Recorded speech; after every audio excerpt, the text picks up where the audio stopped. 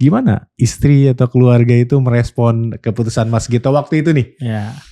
Yang pertama ibu saya ya, namanya biasanya kalau anak laki-laki kan deketnya sama ibu. Ya. Ibu saya yang salah satu yang nggak setuju saya keluar. Jadi di awal-awal saya izin mau keluar, dia bilang ngapain orang lain itu mau masuk situ susah kok, kamu malah mau keluar gitu. Pelajaran yang diambil membangun usaha sendiri itu lebih banyak saya bilang. Saya kebetulan ngambil master beberapa kali. Jadi ada di Manchester, ada di Harvard. Oh gitu ya. Bahkan ini saya lagi apply Master Islamic Finance di Malaysia. Emang kenapa PNS nggak boleh kaya gitu Mas? Bicara Profesi. Jumpa lagi di Bicara Profesi. Kali ini saya kedatangan sahabat saya, seorang PNS atau pengusaha. Nah kita tanya langsung saja Mas Gito Wahyudi. Apa kabar Mas? Baik Mas. Alhamdulillah. Gimana sekarang kesibukannya? Ya seperti biasa jalanin usaha cari nafkah. Jalanin usaha cari nafkah. Ya, pertanyaan saya yang pertama mungkin gini Mas Gito. Kenapa dulu keluar dari PNS ya? Sekarang ASN ya? Ya. Kenapa sih? Ya, PNS itu sebenarnya bukan cita-cita pribadi. Ya, cuman karena saya berangkat dari ekonomi keluarga yang ya kurang baik gitu. Salah satu opsi yang saya bisa dapatkan pada saat saya lulus SMA hanya boleh kuliah yang ada beasiswanya. Salah satu itu opsi saya itu hanya kuliah waktu itu kita pilih di STAN, Sekolah Tinggi Akuntansi Negara. Oh STAN ya, oke. Masuklah STAN waktu itu. STAN. Berarti di instansinya Kementerian Keuangan ya? Kementerian Keuangan. Jadi emang jalurnya lulus kuliah naik kelasnya kerja jadi PNS. Jadi PNS gitu ya. Iya. Padahal hebat masuk STAN, saya aja nggak masuk tuh. Gitu. Masuk STAN, setahu saya kita kenalan di sana ya waktu itu ya. Iya, STAN masuk ke instansi pemerintahan di lingkungan Kementerian Keuangan. Padahal karirnya lagi moncer tuh waktu itu. Ya kebetulan memang waktu itu kan di saat itu kayaknya IT itu lagi bener-bener naik ya. Dan kebetulan yang saya dalemin saya di bidang IT. Bahkan saya lulus itu penempatan pertama langsung di kantor pusat Direktorat Jenderal Pajak. Dan emang di bidang IT. Oh langsung di bidang IT di ya. Bidang IT. Karena beberapa karena STAN kan gak ada jurusan IT ya. Nggak ada. Jadi kebetulan dimasukkan di IT gitu ya. Berkarirlah di sana. Di sana. Direktorat IT ya, Direktorat IT. Oke. Betul. Nah saya belum dapat jawaban nih. Maksudnya kalau tadi bukan cita-cita jadi PNS gitu. Sebenarnya cita-citanya apa sih dulu? Ya dulu kan mungkin karena belum tahu bahwasannya ya pengusaha adalah salah satu opsi. Justru sebenarnya saya tuh emang cita-citanya sesederhana pengen jadi programmer lah. Oh gitu. Programmer, nggak kepikir PNS. Walaupun udah dapet istilahnya di posisi di IT ya dan PNS pula yang mungkin semua orang merasa itu adalah kerjaan yang cukup aman.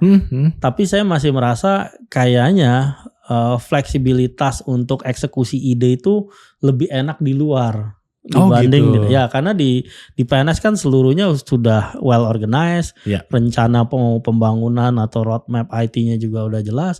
Jadi kalau kita mau ada ide-ide yang lebih kreatif, relatif lebih sulit lah. Makanya saya opsinya kayaknya saya harus ngembangin sesuatu nih di luar yang saya bisa lakukan ya seinginnya saya, apa yang saya coba kembangin saya bisa lakukan. Bisa lakukan ya. Jadi ya sekreatif kita, seinovatif kita gitu ya.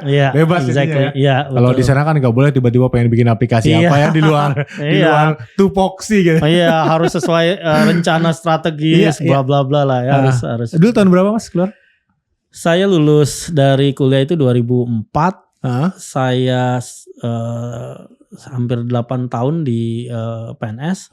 Saya resign dengan hormat, bukan dengan tidak hormat, dengan hormat karena proses saya resign cukup lengkap.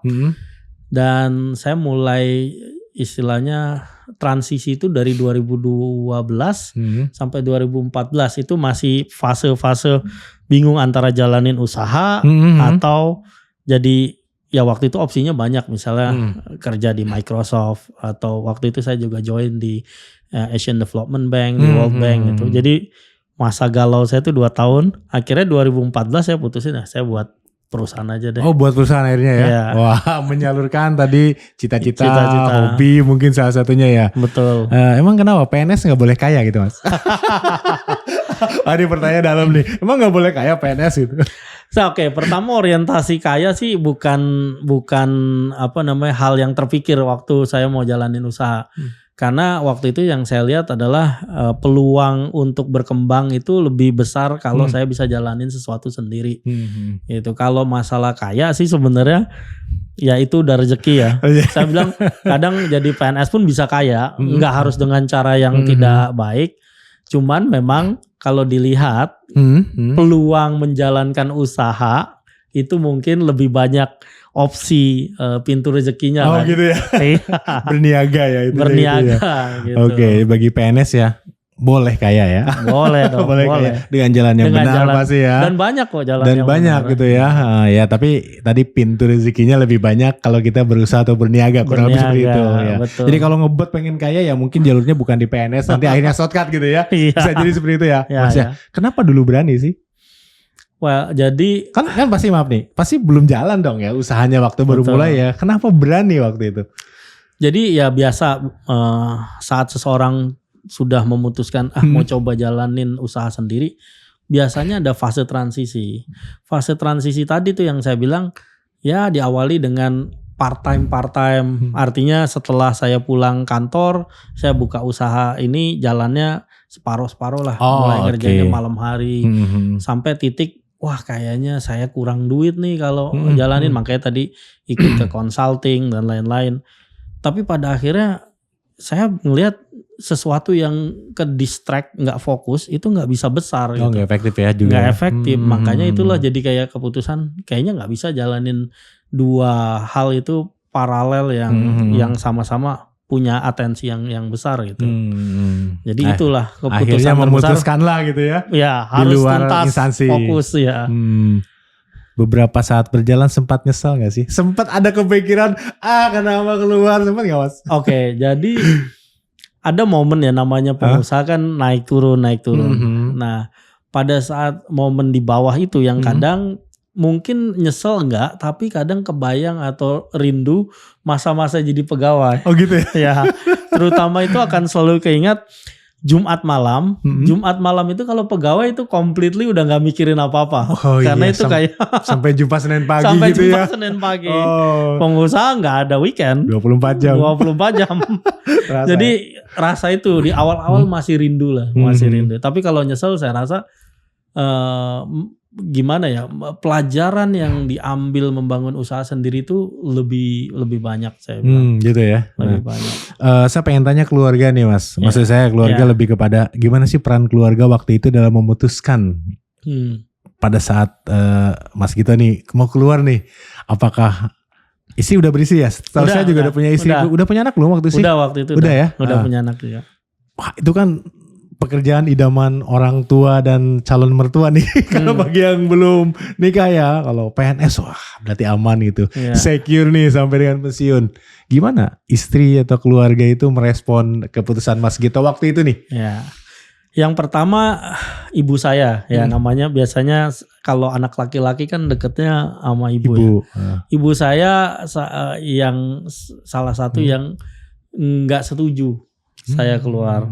Jadi di awal-awal saya izin mau keluar, dia bilang ngapain orang lain itu mau masuk situ susah kok, kamu malah mau keluar gitu.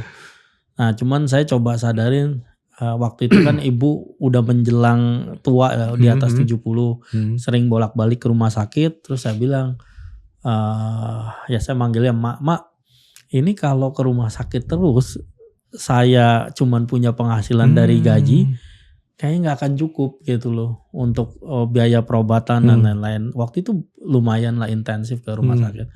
Jadi opsi saya adalah saya harus keluar cari rezeki yang lebih untuk juga bantu ibu berobat gitu. Nah saya cuma minta tolong kasih doa restunya aja gitu. Mudah-mudahan semua yang saya lakukan bisa lancar dan itu juga bisa meringankan beban ibu bolak-balik ke rumah sakit. Alhamdulillahnya namanya anak meminta dengan baik-baik ya, alhamdulillah disetujuin. Kalau istri dan anak-anak, kalau istri kan sebenarnya sama saya satu kampus dan waktu itu juga sama-sama PNS. Malah kalau istri sangat support.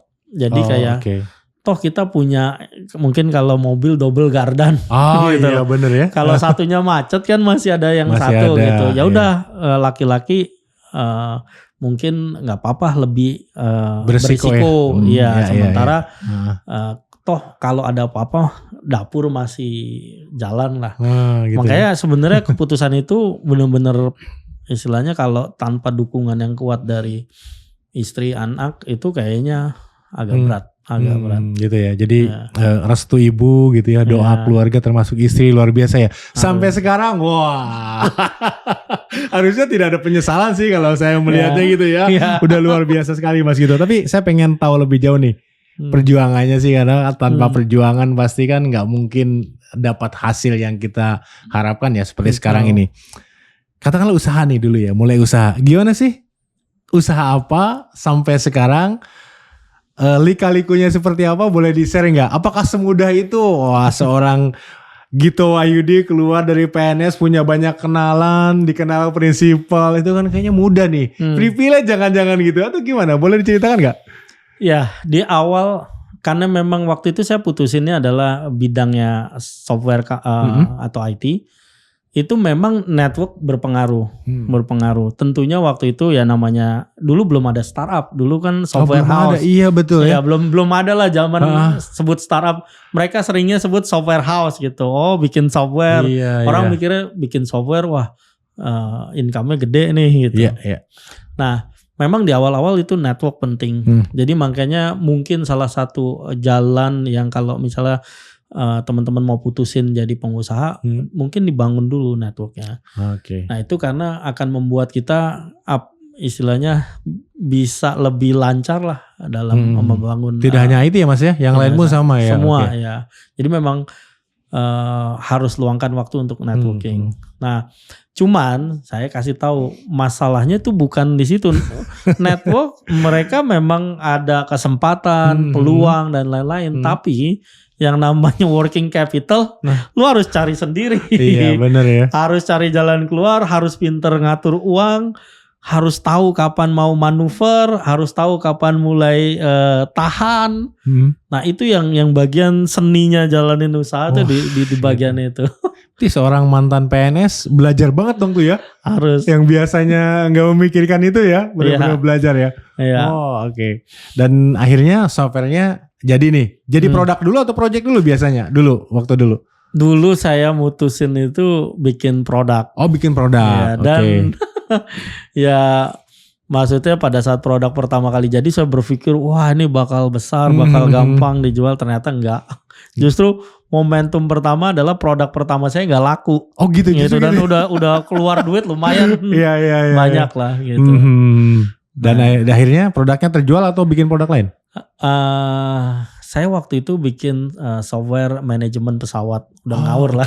Di manajemen pesawat nih ya, orang keuangan. Keuangan bikin ke sana gitu. Terus nggak laku-laku sampai ada momen ya ada airline, kayaknya sekarang malah dia membesar lah, namanya Transnusa. Waktu itu saya pitching, zaman dulu nggak ada nama pitching, presentasi tentang produk yang saya bangun. Kebetulan ada 3 waktu itu, dari Jerman, dari Singapura sama saya. Saya kebetulan ke bagian terakhir. Wah mereka bule-bule yang memang bidang penerbangan. Saya presentasi terakhir. CEO-nya waktu itu kalau nggak salah namanya Pak Jupri. Dia tanya. Waktu saya baru mau beres-beres slide untuk presentasi. 2 menit, 3 menit saya paparan. Dia bilang stop. Gue mau tanya deh. Dia bilang. Ini kalau gue nggak beli software lu, kapan perusahaan lu bangkrut? Gitu. Justru ditembak gitu ya. Langsung ditembak. Dan waktu itu kok tahu Pak? Karena gue ngelihat diri gue zaman bangun usaha ya kayak lu gitu. Oke, gue putusin deh pakai lu gitu. Wah itu direksi yang lain bingung dong ya. Komplain iya. Wah Mana bisa ini anak gak jelas, belum tentu dia punya pengalaman bikin. Jerman, Singapura lamanya gitu ya. Wah, luar biasa itu. Tapi si CEO saya ini salah satu momen yang menurut saya juga bernilai. Si CEO ini ngomong, lu mau tahu kalau kita pilih dia bakal mati-matian. Iya. Kasih servis yang bagus ke kita. Kalau nggak dia nggak hidup. Kalau kita bayar itu yang bule-bule, kita juga ngalirin devisa ke mereka. Gue percaya sama anak ini. Akhirnya close the deal. Akhirnya close. Dan selesai dipakai lah. Dipakai. Dan waktu itu memang ya karena saya terus terang nggak berhenti di situ kan tantangannya. Oh, nyari airline lainnya lagi nggak mudah dan lain-lain. Akhirnya produknya kayak nggak tahu apakah masih jalan atau enggak. Tapi waktu itu dipakai. Tapi saya udah nggak masuk ke dalam. Emang udah nggak main di produk itu lagi ya? Di produk itu lagi. Oke. Karena memang industri airline juga ya berapa banyak sih ya? Iya, nggak banyak. Seperti seperti CEO itu kan nggak banyak juga. Nggak banyak juga. Gitu ini hoki gitu. Iya. Hoki tapi ditunjukkan dengan performance-nya ya. Betul. Akhirnya masuk ke software apa? Setelah itu. Waktu itu sebenarnya transisi kita dapat banyak order dari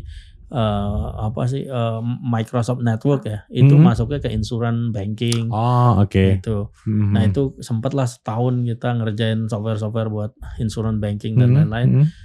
Tapi yang saya temuin waktu itu kalau berganti direksi, mereka berganti kebijakan, bahkan kontrak lagi jalan pun bisa berhenti. Bisa berhenti ya. Saya lihat risiko juga nih, project udah setengah jalan cut gitu. Akhirnya ya udah, karena memang bidang saya di pemerintah, ketemu lagi teman-teman pemerintah, bantuin dong bikin software ini itu. Akhirnya sekarang kita fokus, kebetulan nama perusahaan saya Cartens, kita fokus bantu pemerintah daerah. Oke. Dan mungkin sampai sekarang hampir 180 pemerintah daerah sebagai gitu klien. Ya. Karena mungkin tipikal ya, mereka membutuhkan solusi yang sama. Mas Gito ini provide itu ya, Cartens itu gitu ya. Oke. Luar biasa. Berarti sekarang masih jalan ya? Masih. Oke, bagian dari apa ya? E-government berarti e-government. Ya. Kalau sekarang nama kerennya GovTech. Oh, GovTech. Iya, sekarang betul. Itu kayak 10 tahun lalu e-government. Iya, sekarang GovTech ya. Zaman dulu berarti saya. gitu. Ya. Oke, dan itu bisnis yang sekarang berjalan. Itu masih jalan dan ada tim manajemen. Saya masih pemegang saham juga mayoritas di sana. Tapi saya nggak ikut operasional lagi di sana. Wah, sudah lepas dong nih ya. Udah lepas. Autopilot. Keren. Yeah. Sekarang lagi fokus di mana nih? Oke, mulai 2019 itu saya nyoba bisnis properti. Gitu properti. Kan. Dan dari sejak saat itu, apalagi 2021 saya putusin saya nggak terlalu aktif di operasional Cartens, saya full di properti. Sampai sekarang saya full di properti. Iya, ini tipikal ya, teman-teman saya banyak yang hadir di sini juga yang mungkin belum sempat saya wawancarai juga nih. Kalau udah sukses tuh larinya properti. Itu pasti tuh cirinya seperti itu gitu ya. Akhirnya masuk properti nih. Apa property developer atau apa? Ya, diawalin 2019 tengah tahun itu kita bangun perumahan. Jadi layaknya property developers, kita beli lahan, kita bikin desain, kita jual, kita bangun. Oh, gitu. Awalnya itu sampai 2022 lah. 2022 biasa karena nongkrong sama temen kuliah, kolega dan lain-lain. Lu mendingan bikin yang agak scalable lah bisnis gitu.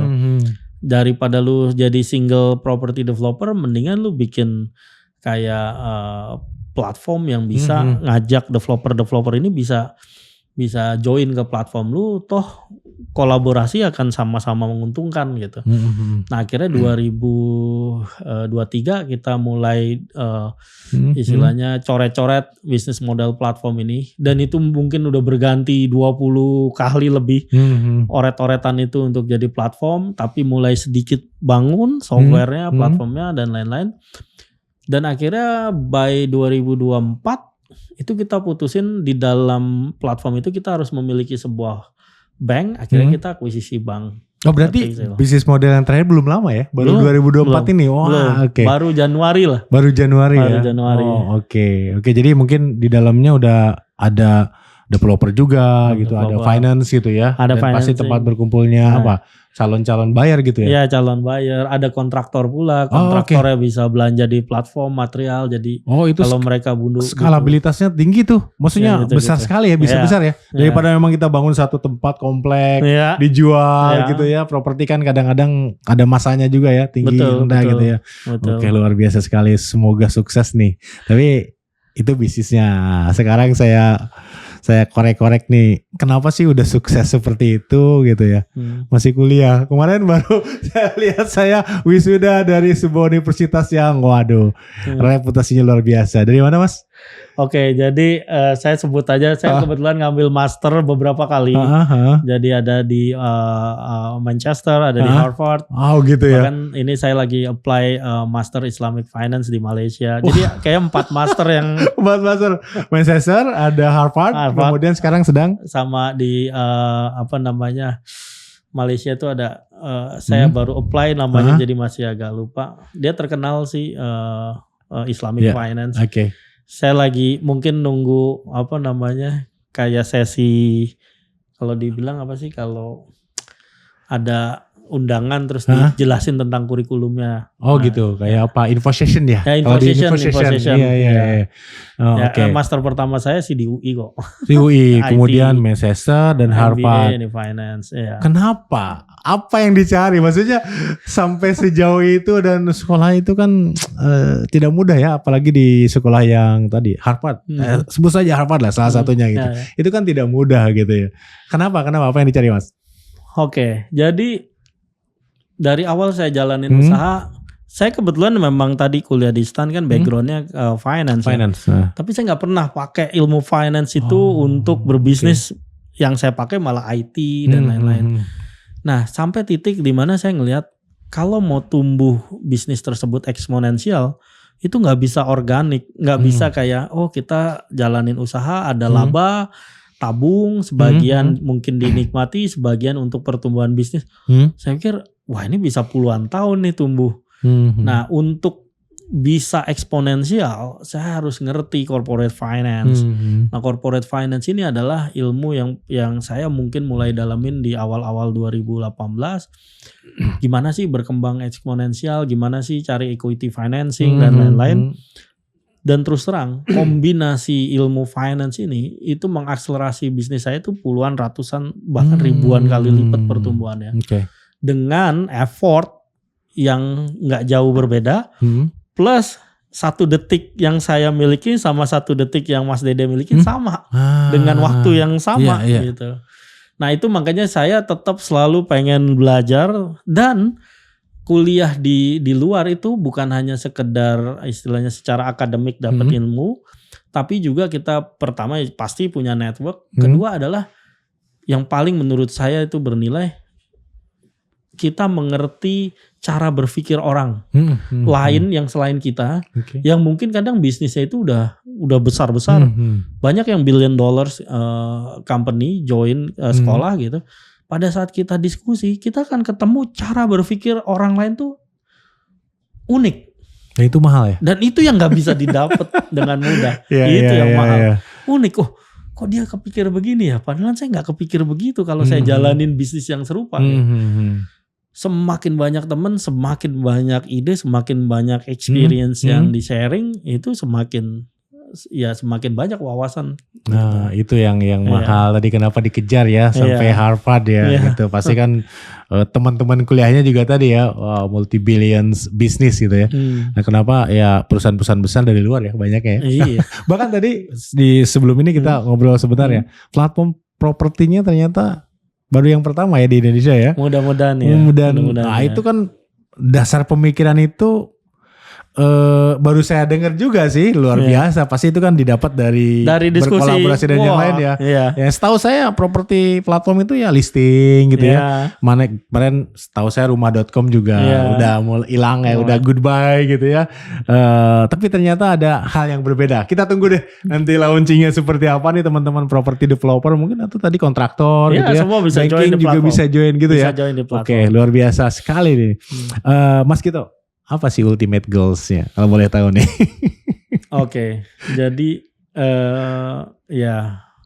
secara personal sih sebenarnya lebih ke aktualisasi diri. Jadi kayak kita hidup sekali, saya harus bikin legacy yang unforgettable, terutama buat keluarga, anak, keturunan. Jadi saya harus punya capaian yang mungkin itu bisa jadi kayak turning point keluarga saya itu berubah secara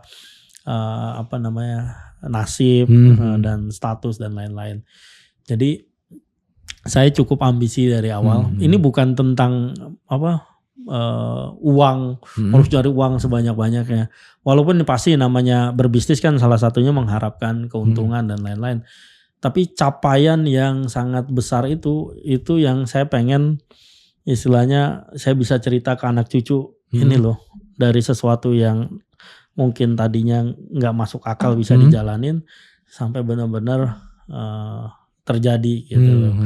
Nah, apakah itu bentuknya dalam mohon maaf misalnya kekayaan kah, atau itu bentuknya dalam suatu prestasi misalnya membangun perusahaan yang sangat besar dan bisa mempekerjakan banyak orang kah? Saya nggak nyebutin secara spesifik. Tapi sebenarnya setiap tahun itu saya selalu punya kayak target yang terukur. Yang terukur. Sebagai contoh dari awal bangun, dapat omset puluhan juta itu prestasi. Terus naik, omset ratusan juta prestasi. Naik. Nah yang susah tuh kalau mencapai T. Gitu ya. Itu adalah milestone yang lagi saya kejar dan bukan tentang uangnya, tapi kayak ternyata pada saat kita push diri kita itu bisa gitu. Dan itu ada bisa. Caranya ya. Dan akan ada caranya. Gitu. Akan ada caranya. Luar biasa. Nah ini kuliah di Harvard, lulus dari Harvard. Mungkin gak sih kalau dulu saat galau itu ternyata memutuskan stay jadi PNS? Dari awal itu memang environmentnya bukan saya banget. Gitu. Jadi kayak emang beda ya. Emang beda gitu. Dan itu bukan kayak jadi mimpi sih. Makanya saya pikir apapun yang terjadi waktu itu saya kayaknya harus berada di luar. Di luar ya. Dan pemikiran harus kuliah akhirnya ngambil 4 master itu yang sekarang yang keempat itu justru terpikirkan ketika di luar ya pasti bukan pas di dalam ya. Pas di dalam gimana sih kita mau ngambil sampai 4 master gitu ya. Luar biasa. Mas Gito, siapa yang paling berpengaruh di dalam hidup karir Mas Gito nih selama ini nih yang dirasakan? Ya of course kalau jawabannya normatif pasti pasangan kan, istri. Itu kayaknya pasti semua orang akan bilang tanpa dukungan istri atau pasangan agak nggak masuk akal. Itu udah pasti nomor satu. Orang tua, keluarga. Tapi sebenarnya ada momen yang menurut saya kalau di luar urusan keluarga dan lain-lain itu adalah partner bisnis. Partner bisnis itu penting banget menurut saya. Kalau kita bisa ketemu partner bisnis yang dia itu punya pengalaman cukup banyak, terus mungkin juga misalnya dia bijaksana dalam menjalankan usaha dan lain-lain, itu akan menarik kita ke sesuatu yang secara tidak langsung kita belajar yang gak akan pernah kita dapat di bangku sekolah. Makanya the right partner itu adalah salah satu kunci juga untuk bisa sukses sih. Gitu. Jadi partner itu Mas, maaf nih, tidak hanya investor yang punya duit ya? Tidak hanya investor. Partner itu bisa dari manapun, tapi partner itu harus seseorang yang menurut saya, pandangan saya itu yang melengkapi kita. Mungkin kalau kita agresif, partner kita yang lebih defensif, pelan-pelan gitu. Dan punya cara pikir yang istilahnya nggak selalu setuju sama kita. Jadi bukan sesuatu yang buruk kalau kita punya partner yang kadang berbeda pendapat gitu. Cuman gimana cara kita itu tetap istilahnya tidak berkonflik ke arah-arah personal, itu akan jadi lebih bagus lah. Nah ini menarik sekali nih, mungkin bagi teman-teman yang usaha ya, entah UMKM ataupun yang startup ataupun perusahaan yang sudah agak besar nih. Kecenderungannya kalau misalkan ini sering tidak sepakat nih, apakah itu tidak menjadi rem ya buat kita maju atau gimana nih perspektif dari Mas Gito nih? Oke, kita tahu deh mungkin tanpa harus dijelaskan secara detail. ketidaksepakatan yang sifatnya adalah berdasarkan logika atau istilahnya pemikiran yang tepat dengan ketidaksepakatan yang asal ngomong, misalnya kayak apapun ide lu gue nggak sepakat, nah itu beda. Biasanya ketidaksepakatannya itu lebih kayak, mohon maaf, seorang pengusaha itu yang kadang dia lupa pada saat dia punya ide, dia merasa idenya yang paling benar. Betul, pasti gitu. Itu pasti rata-rata teman-teman startup tuh gitu tuh rata-rata. Dan kadang dia cerita ke orang lain itu cuman kayak validasi. Iya. Ujungnya dia kayak enggak, ini benar gini. Lu nggak tahu, gue udah pikirin itu ini itu. Iya. Nah, kalau ada partner, kadang dia lebih tahu karakter kita. Dia bilang, bukannya yang dulu lu juga begitu ternyata nggak jalan ya, gitu. Nah, saya bicara partner di sini yang level pemikirannya minimal sama lah. Bukan yang, mohon maaf, ada juga orang punya partner, gua mah emang karena nggak ada opsi, ya udah gua ikut lu aja deh. Gitu. Gak gitu juga ya partnernya. Oke. Jadi itu bisa diketahui kalau kita boleh diskusi ya dengan orang-orangnya gitu ya. Entah udah terjun dalam bisnis atau di awal-awal ketika ideation mungkin gitu ya. Betul. Mas gitu ya. Oke. Luar biasa sekali. Mas, di luar sana mungkin saat ini banyak juga ASN ya yang ada dalam posisi Mas Gito dulu. Galau nih, gimana nih gitu. Apakah stay atau enggak gitu kan, punya keinginan yang mungkin tidak terbendung tapi status saat ini masih ASN. Boleh disampaikan gak sih do's and don'ts-nya atau apa sih yang menjadi pertimbangan ketika Anda misalkan memutuskan mau keluar dari PNS atau ASN gitu? Oke, bahkan apa yang saya udah lakukan pun kalau saya disuruh ngulang lagi dari awal, misalnya mutusin lanjut PNS atau enggak, saya akan lakukan dengan cara yang berbeda. Kenapa? Karena waktu itu saya keluar lebih banyak kayak keputusan personal yang cenderung nekat. Oh, apa emosional berarti? Emosional, pokoknya gue harus bisa jalanin sendiri, gue harus independen, gue harus sukses jadi pengusaha. Lebih banyak kayak dorongan emosional. Tapi kalau ditanya ada nggak saran atau do and don'ts yang misalnya kalau ada orang-orang mau hijrah dari pegawai. Oh jadi hijrah. Hijrah pindah tempat, pindah juga ya. Iya, apa-apa. Hijrah dari pegawai terus jadi pengusaha. Saran saya pertama, duduk dulu dengan para pengusaha. Kalaupun punya ide bisnis, validasi.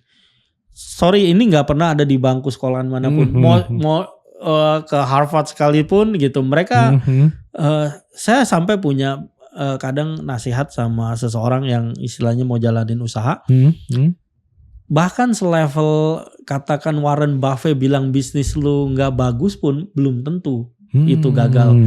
Karena kan semua orang punya cara sukses beda-beda gitu.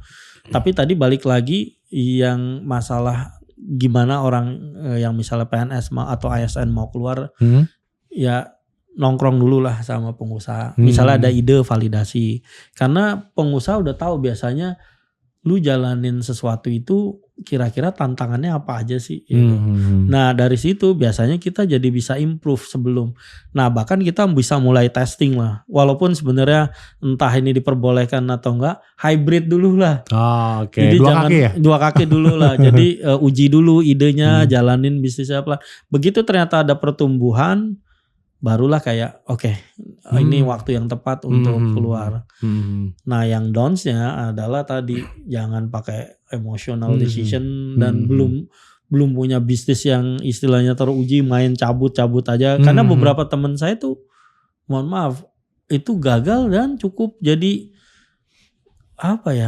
jadi kayak momok buat dia, kayaknya emang gue ternyata nggak bisa lah jalanin usaha gitu. Akhirnya jadi ngelamar lagi jadi pegawai yang kadang mohon maaf jadi malah menghilang dari lingkaran pertemanan karena gitu. menarik diri merasa gagal gitu. Juga gitu ya. Makanya saya jangan keputusan secara emosional, terus begitu sudah keluar itu jangan tadi andai gua dulu masih PNS atau pegawai gua itu harus sudah diputus dan nggak ada opsi gagal. Udah masa lalu itu ya gitu.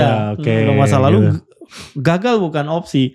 Gagal itu kalau kita berhenti mencoba aja gitu.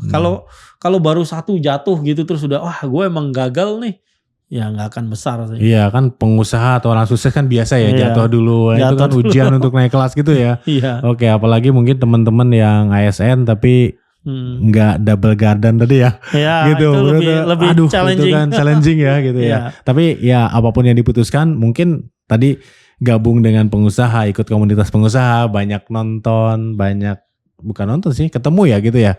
Nanya ke mereka gitu ya. Betul. Kalau akhirnya ternyata sebelum keluar dan memutuskan tidak keluar tetap jadi ASN ya mungkin itu jalannya gitu ya. Bisa jadi gitu. Karena sebenarnya tadi pengusaha itu jangan dilihat enaknya aja kayak wah gue bakal cepet kaya. Tanggung jawabnya berkali-kali lipat. Jadi yang dulu biasanya mentalnya nunggu tanggal gajian, sekarang mentalnya gaji udah siap nggak uangnya buat makin dekat gajian makin deg-degan ya gitu ya. Iya. Jadi beda. Beda ya. Dan kalau yang namanya kerja 8 kali 5 gitu ya, kita kayak 24 kali 7 ya. Iya. Apalagi di awal-awal ya. Bener. Gitu. Bahkan kita tidur pun itu tetap kebayang ini besok gimana, apalagi kalau masa-masa sulit. Iya. Saya juga kadang dulu ya menyekolahkan sertifikat rumah. Ya. itu bagian dari proses. Ya, bagian dari proses ya. Jadi teman-teman ASN ya harus tahu lah ya kira-kira tadi luar biasa sekali saya pikir insight-nya ya. Dan ini bisa dijadikan sebagai salah satu contoh. Saya pikir memang hal-hal yang terkait emosional itu kan benar-benar harus ada remnya dulu nih ya. Ngobrolin dengan orang-orang terdekat juga itu perlu ya gitu. Cuman tadi ya kalau memang sudah 100% mungkin cara bicara ke keluarga atau ibu pun ya tidak lagi minta pendapat ya. Karena kan orang sekitar kita pasti khawatir dong. Pasti. Pendapatnya gimana mah? Pendapatnya gimana ibu gitu ya? Pasti ngapain sih gitu ya? Betul gak sih? Benar. Lebih baik minta izin dan gitu bukan gitu ya? Benar. Gitu. Luar biasa Mas Gito. Terakhir ada yang mau disampaikan ke teman-teman yang tadi udah ada ya insight-insightnya ke teman-teman yang sekarang masih ASN nih gitu ya. Seperti apa? Ada yang disampaikan? Oke, yang pertama ya kalau memang ada kepikiran untuk jadi pengusaha tadi sekali lagi pertimbangkan semua dengan matang, terus juga mungkin banyak duduk sama pengusaha untuk validasi bisnis dulu di awal. Ketiga juga mesti ada istilahnya mohon maaf ya kayak backup plan. Ya itu tetap perlu karena bisa jadi tadi tidak sesuai rencana terus keadaan jadi memburuk itu apalagi misalnya istri hanya ibu rumah tangga dan lain-lain itu harus sudah direncanakan dengan baik. Nah kalau memang waktunya belum dirasa pas jangan terburu-buru dan saya tidak lagi dalam hal menghimbau semua orang silakan berhijrah jadi pengusaha enggak. Bahkan beberapa teman saya itu yang istilahnya mencoba jadi pengusaha cukup lama gitu. Ada yang sampai di titik kesimpulan kayak mungkin saya nggak harus jadi orang yang pertamanya. Mungkin harus jadi yang layer kedua gitu. Misalnya nggak harus memiliki tapi mungkin jadi level direksi dan lain-lain. Jadi nggak semua kayak pasti kalau mau enak hidupnya jadi pengusaha. Ya itu sih sebenarnya. Nah terus yang namanya kontribusi menurut saya ini pesan kedua buat teman-teman ASN nggak harus selalu jadi pengusaha kan banyak kontribusinya. Saya tetap respect sama teman-teman saya yang masih ASN karena mungkin dengan jiwa seperti saya ngerasa jalanin hal seperti itu juga nggak mudah gitu loh. Dan kalau kita bicara masalah kontribusi itu nggak harus ada dimanapun. Saya bahkan saya netapin prinsip mohon maaf misalnya istilah jabatan seperti misalnya office boy sekalipun atau cleaning service di kantor pun menurut saya dia punya peran yang nggak bisa diremehin. Nggak ada mereka mungkin semua gelas piring nggak ada. Akhirnya kita nyuci sendiri nggak produktif di kantor gitu, dan lain-lain. Jadi semua peran menurut saya penting. Nah jadi kalau memang memutuskan jadi pengusaha carilah istilahnya tentukanlah tujuannya itu yang bukan hanya sekedar mau jadi kaya, tapi memang tujuannya itu banyak nilai positif lainnya. Sehingga kalau tujuan yang tadi mau kaya itu nggak didapat dengan cepat, itu nggak langsung berhenti. Jadi masih ada inilah proses untuk lanjut dan mentalnya juga jadi lebih kuat. Lebih gitu. kuat ya, karena ada cipen tadi selain kaya tadi didapat ya, misalnya akhirnya bisa bikin produk, bisa dapat customer pertama, bisa dapat network lebih besar gitu ya mungkin ya, mas gitu ya. Betul. Jadi jangan hanya karena dipindahin ke IKN jauh, terus putusin, terus langsung putusin keluar gitu ya, tanpa backup plan, tanpa perencanaan yang matang gitu ya. Betul. Oke, platformnya kapan di launching atau? Rencana memang trial itu di di kuartal 4 tahun ini, dan mungkin awal Oktober ini bagian dari proses launching. Oh gitu ya. Namanya masih dirahasiakan. Namanya masih dirahasiakan. Siap. Dan mungkin nanti kita akan launch antara 1-2 minggu ke depan. Oke, nanti dengan tim marketing atau brandingnya bolehlah saya undang di sini ya. Nanti gitu, siap. Terima kasih Mas Gito atas waktunya. Sukses untuk platform propertinya dan sukses juga untuk bisnis softwarenya. Terima kasih. Sama-sama.